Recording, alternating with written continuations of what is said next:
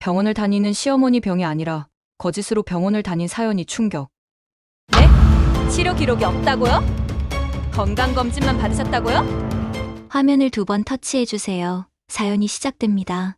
시어머니와의 관계는 결혼 초기부터 불편했습니다.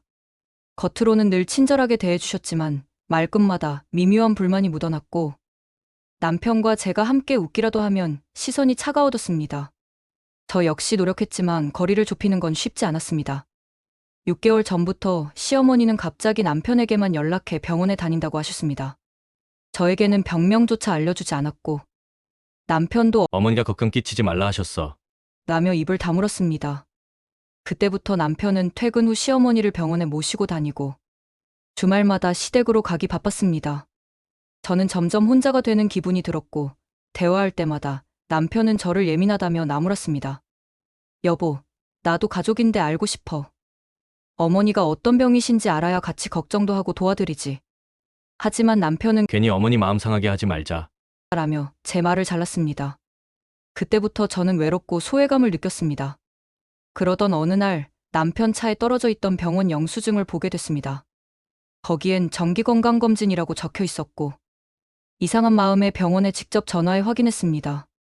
시어머니는 그동안 특별한 치료를 받은 적이 없다는 사실을 알게 된 순간 가슴이 철렁 내려앉았습니다.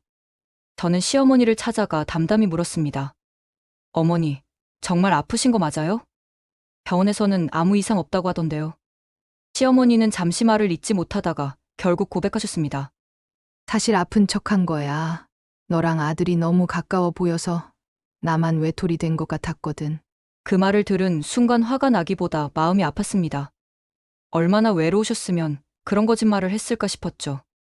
남편에게 사실을 말하자 그는 처음엔 믿지 않았습니다. 하지만 결국 직접 확인한 후 큰 충격에 빠졌고 며칠 동안 말없이 지냈습니다. 아이러니하게도 일주일 후 시어머니가 다시 받은 정기검진에서 실제로 췌장암 초기 판정을 받으셨습니다.